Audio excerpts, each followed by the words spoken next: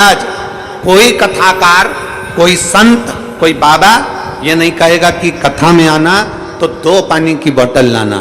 कोई महाराज तुमसे ये नहीं कहेगा कि कथा में आना तो अपने बिछाने की दरी आसन साथ में लाना। कोई महाराज ये नहीं कहेगा कि कथा में आना तो अपना ओढ़ने का साथ लाना। कोई महाराज ये नहीं कहेगा कि कथा में आना तो अपने साथ एक छाता जरूर लाना।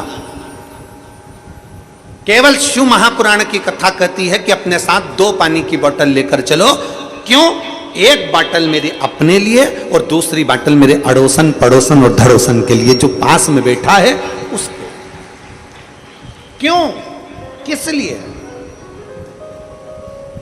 हम अगर भूल से भी किसी प्यासे को अगर शिव महापुराण की कथा में कोई शिव भक्त है, कोई शंकर का भक्त है, उसका मुख झूठा करा देते हैं तो जरूर उसका फल हमें प्राप्त जरूर। एक बड़ा सुंदर संवाद शिव महापुराण के अंदर बताता है। एक गांव में 2 भाई रहते थे। गांव के अंदर 2 भाई का निवास, 2 भाई रह रहे। और उसमें जो एक भाई है वो बड़ा भगवान शंकर के प्रति उसकी अविरल भक्ति है, शिव जी के प्रति उसका बड़ा विश्वास है, शंकर के प्रति उसका भरोसा है, शंकर के प्रति उसका बड़ा विश्वास, बड़ा भरोसा है। और दूसरे नंबर का जो भाई है, दूसरे नंबर का जो उसका भाई है वो इतना भरोसा नहीं करता था, विश्वास नहीं करता था, उसकी दृढ़ता इतनी नहीं, उसका भरोसा इतना नहीं।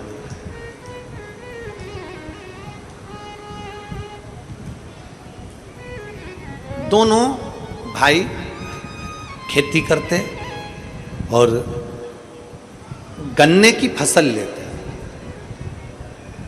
गन्ना जानते हो? अरे बोलो तो जम के, जानते हो ना गन्ना? यहाँ और कुछ बोलते हो तो बात दूसरी है। शुगर, चीनी का जो ईख भी कई लोग बोल देते हैं उसको, ईख, गन्ना।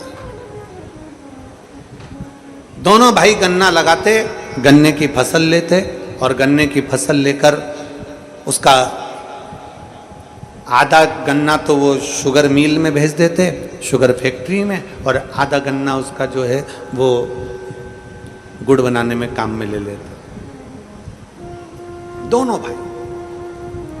समय निकलता गया, निकलता गया, निकलता गया और दोनों भाई खूब अच्छे से अपना जीवन जी रहे, खूब अच्छे से अपने जीवन का यापन कर रहे। दोनों भाई खूब अच्छे से अपनी जिंदगी जी रहे। दोनों भाई अपने जीवन को, अपनी जिंदगी को बहुत श्रेष्ठता में जी रहे, बहुत श्रेष्ठ।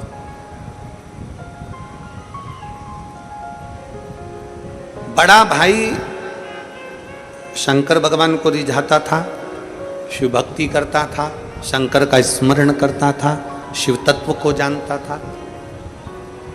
उसका एक नियम बड़ा प्रबल था। बड़े भाई बड़ा भारी नियम था उसका।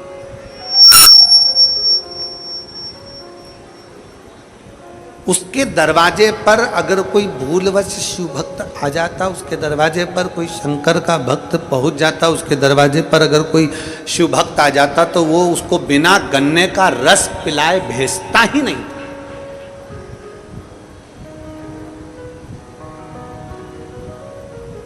गन्ने का रस पिलाएगा, गुड़ बना होगा तो गुड़ की ढेली उसको खिलाएगा, गुड़ खिलाएगा तो खिलाएगा, साथ में गुड़ उसके साथ में बांध कर कपड़े में भी दे देगा कि तुम्हारे साथ ले जा।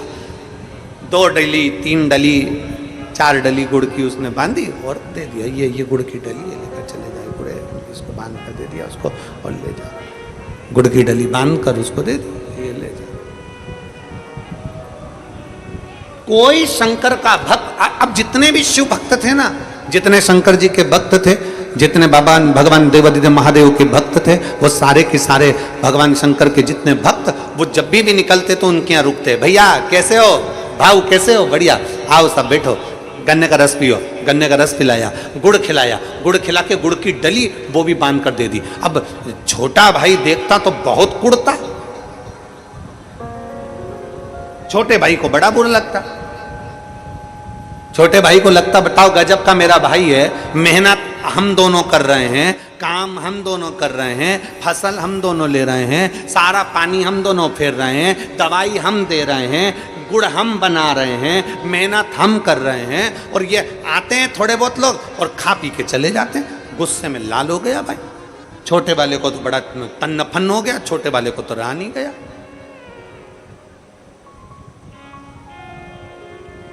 छोटे वाले से रह नहीं जाता, छोटे वाला तन्नपन्न करता। उसके मन में आया कि ये सब भैया कब तक खिलाते रहेंगे, भैया कब तक देते रहेंगे।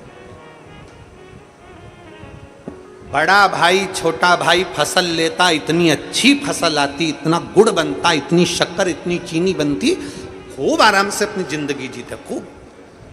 एक दिन छोटे भाई को लगा कि मेरा शंकर जी का भगत भैया ये शंकर जी के मंदिर में जाए तो शंकर जी के मंदिर में गुड़ चढ़ा करा जाए, ये शंकर जी के मंदिर जाए तो गन्ने का रस चढ़ा करा जाए, ये शंकर जी के भगत होना है तो खूब खिलाए पिलाए। अब एक काम करता हूँ, अब की बार फसल लेंगे, तैयारी पूरी कर लेंगे, फसल आएगी तो मैं मेरे भैया को तीर्थ भेज दूंगा। फसल का जब आने का समय होता है ना, तभी ये शंकर के भगत होना जाते। कितना सारा गुड़ दे देना पड़ता है, कितना सारा गन्ने का रस दे देना पड़ता है। अब की बार भैया को तीर्थ भेज दूंगा। अब वापिस फसल आई, छोटे भाई ने देखा पूरी फसल आ गई, दोनों भाइयों ने मिलकर लगा ली, फसल आने का समय आ गया, गुड़ बनाने का समय आ गया, गन्ना काटने का समय आ गया, शुगर मिल में गन्ना भेजने का समय आ गया। तो छोटे भाई ने अपने बड़े भाई के पांव दबाते दबाते कहा, भैया मेरा मन है, आप अभी तक कोई तीर्थ नहीं गए हो, भैया आप तीर्थ चले जाओ। अब की बार फसल में काटूंगा, शुगर मिल में भेजूंगा, शुगर फैक्ट्री में मैं भेजूंगा, गुड़ में बनाऊंगा, आप चले जाओ, आप तीर्थ करिए। बड़े भाई ने कहा नहीं, फसल सामने आई हुई है तो मेरे को तो मेहनत करना पड़ेगी ना, अपन दोनों किसानी करते हैं दोनों को। नहीं नहीं भैया आप चले जाओ, मैं हूं ना, मेरे पे भरोसा नहीं किया।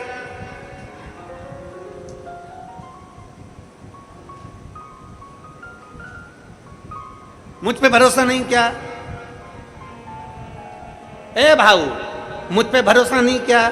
नहीं तेरे पे तो भरोसा है पूरा है, तो फसल में ले लूंगा, तुम जाओ। बड़े भाई ने सोचा ले लेगा ना बेटा, सब अच्छे से कर लेना, हो आराम से रहना, खूब आराम से सेवा करना। ठीक है भैया जाओ। अब बड़ा भाई तो चले गया तीर्थ। छोटे भाई ने मन में सोचा अब आओ तुम गन्ने का रस पीने, अब आओ तुम गुड़ खाने। अब जितने शंकर के भक्त थे, शिव जी के भक्त थे, उनको मालूम पड़ गया, उनके पास सूचना पहुंच गई कि बड़ा भाई तो तीर्थ चले गया, छोटा है। तो इन सबको मालूम था वो छोटा एक चुल्लू भर के गन्ना का रस नहीं पिलाएगा, सबको मालूम था, एक नहीं गया।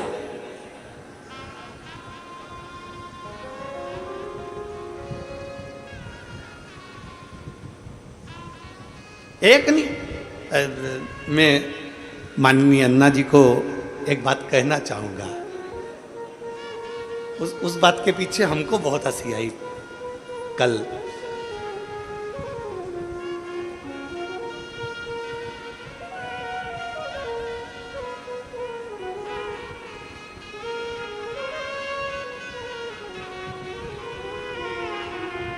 क्या हुआ, रात्रि को 2 दिन हमारा मिलने का रहता है और उसमें मिलने वाले बहुत सारे पहुंच गए। अब इतने सारों से मिलना तो बड़ा मुश्किल था। हंसी हमको बहुत आई रात को, बहुत अन्ना जी, बहुत हम हंसे भी बहुत उस बात के लिए। तो जब हम, आप तो उस समय कमरे में थे अंदर भीतर वाले, जब हम इधर से निकलकर उधर भवन की ओर जा रहे थे तो एक पुलिसकर्मी ने, एक नवयुवक लड़का था, युवान यहीं नादगांव का, उसको पुलिस वाले ने पीछे करा। तो दूसरे कार्यकर्ता ने फिर उसको पीछे करा। तो पीछे से चिल्लाकर बोलता है, और शायद 2-3 जो पुलिस वाले खड़े थे उन्होंने सुना भी होगा, हमने सुनकर हमको खूब हंसी, हम अंदर जाते जाते हम हंसे। पीछे से चिल्लाकर बोलता है, सुभाष अन्ना जी होते ना तो मेरा हाथ पकड़ के अंदर ले जाते। अब हमको हंसी आए, हमने कहा गजब, मतलब लोगों के मन में विश्वास है कि भैया ये अन्ना जी होते तो पकड़ कर ले जाते मेरे को अंदर मिलवा देते। विश्वास, बस वही भरोसा होना चाहिए कि शिव महापुराण की कथा कहती है, आपके अंदर यह भरोसा होना चाहिए कि शिव मेरे साथ है। जैसे वो बालक ने कहा कि अण्णा जी होते तो मेरा हाथ पकड़ के ले, मतलब शिव मेरे साथ हो, शंकर मेरे साथ। अब पूरे नगर वालों को मालूम पड़ गया, पूरे क्षेत्रवासियों को मालूम पड़ गया कि बड़ा भाई तीर्थ करने गया है, छोटा भाई घर में है, कोई नहीं जाता, कोई गन्ने का रस पीने नहीं गया, कोई गुड़ खाने नहीं गया, कोई गुड़ लेने नहीं गया, कोई नहीं गया। अब भाई ने, उसने सोच के रखा था मैं किसी को भी गन्ने का रस नहीं दूंगा, मैंने मेहनत करी है, गुड़ नहीं दूंगा, मैं शुगर नहीं दूंगा, चीनी नहीं दूंगा। बस उसने अपना गुड़ बनाया, उसने अपना गन्ना शुगर फैक्ट्री में भेजा और फसल पूरी दे दुआ के सारा हिसाब लगाया। हिसाब लगाने पर मालूम पड़ा उसको कि हर साल जितनी फसल आती थी, हर साल जो पैसा आता था उससे केवल आधा पैसा अब की बार आया।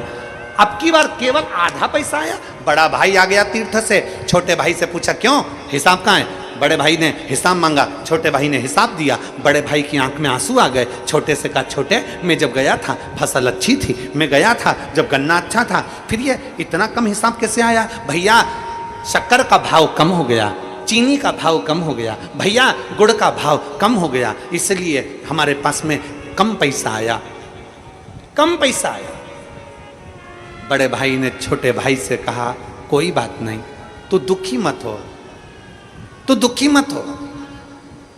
रो क्यों रहा है? किस लिए रो रहा है? छोटा भाई बड़े भाई के गले लगकर रोते हुए बोला, भैया मैं जानता नहीं था कि किसी का मुख झूठा कराने का फल क्या होता है। मैं जानता नहीं था कि किसी का मुख झूठा कराने का फल क्या होता है। मुझे नहीं मालूम था कि अपने गन्ने में से गन्ने का रस पिलाने का फल क्या है, अपने गुड़ में से गुड़ खिलाने का फल क्या है, अपनी चीनी में से चीनी खिलाने का फल क्या है, मैं जानता नहीं था। आपसे हमने पहले भी कथा में कहा, आज फिर कहते हैं, तुम्हारी दुकान अच्छी चल रही है, तुम्हारी नौकरी अच्छी चल रही है, तुम्हारा व्यापार अच्छा चल रहा है, तुम्हारा व्यवसाय अच्छा चल रहा है, तो एक काम करो, मकान बना लो। बहुत अच्छा दुकान व्यापार नौकरी चले तो पत्नी के जेवर बना दो। खूब अच्छा व्यापार दुकान नौकरी चले तो थोड़ी खेती की जमीन खरीद लो। खूब अच्छा व्यापार दुकान नौकरी चले तो थोड़ा बहुत मकान गाड़ी बंगला कर लो। शास्त्र कहता है चलते चलते में थोड़ा सा बना लोगे चल जाएगा। उसी तरह शिव महापुराण की कथा कहती है, तुम्हारी जिंदगी में जब तक तुम्हारे हाथ पैर चल रहे हैं तब तक कथा सुन लो, और जब तक तुम्हारी घर में चल रही है तब तक दोनों हाथों से दान कर लो। इसके बाद कर पाओ ना कर पाओ।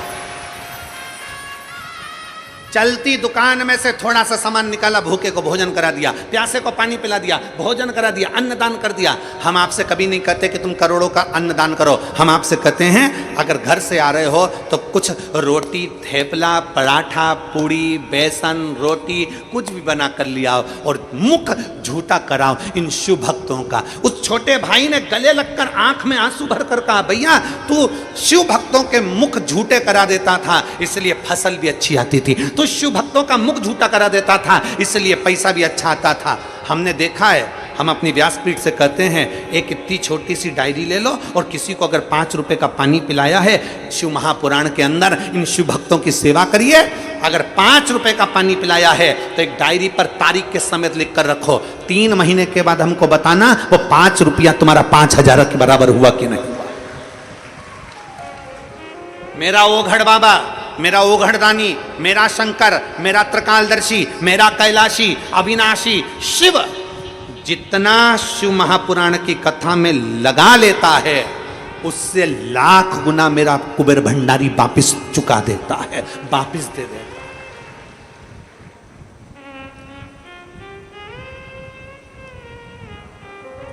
अभी